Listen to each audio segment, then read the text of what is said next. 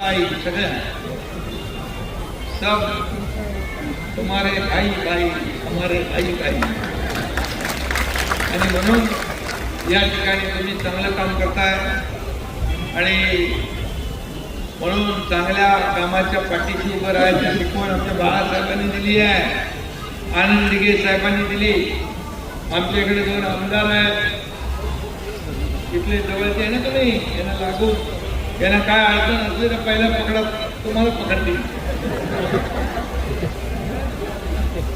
आणि राहुल शेवाळे तर तुमच्या सोबत आहेत, त्यांनी इथं बुद्धविहारचं पण काम केलं ना त्यांच्या निधीचे।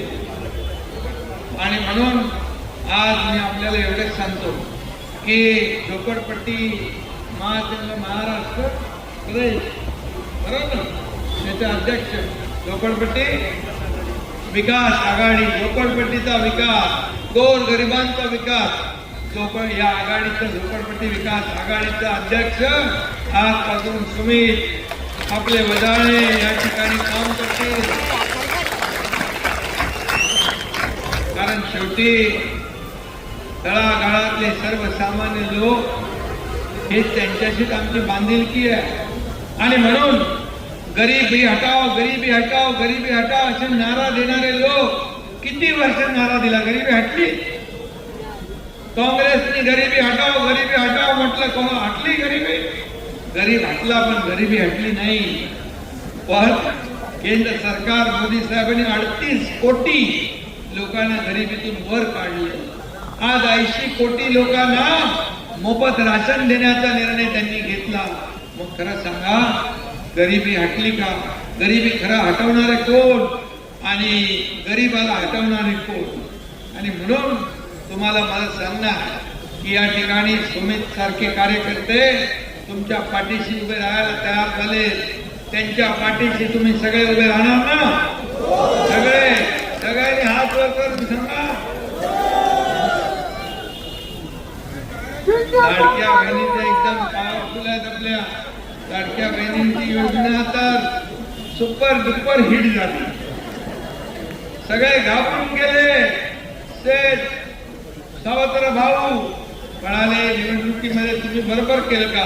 मी सांगितलं, ज्या सावत्र भावांनी तुमच्या योजनेमध्ये खोडा घालायचं काम केला त्याला योग्य वेळेला जोडा दाखवा।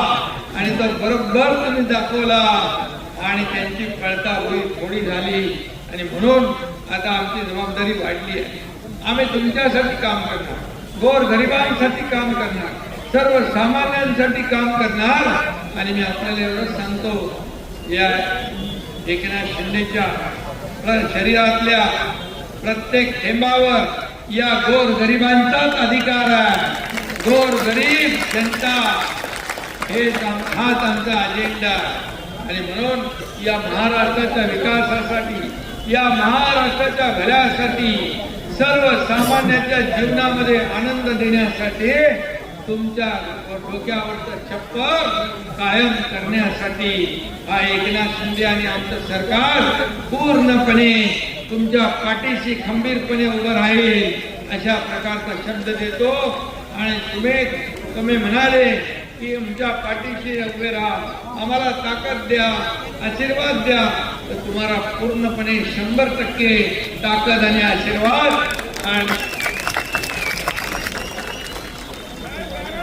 आणि म्हणून गायरान जमिनीचा विषय तो देखील मिटेल, काळजी करू नका।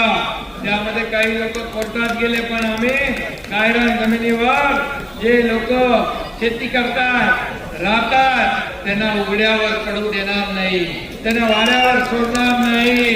आणि म्हणून हे सर्वसामान्य सरकार आहे, हे सर्वसामान्यांसाठी काम करणार, एवढंच सांगतो।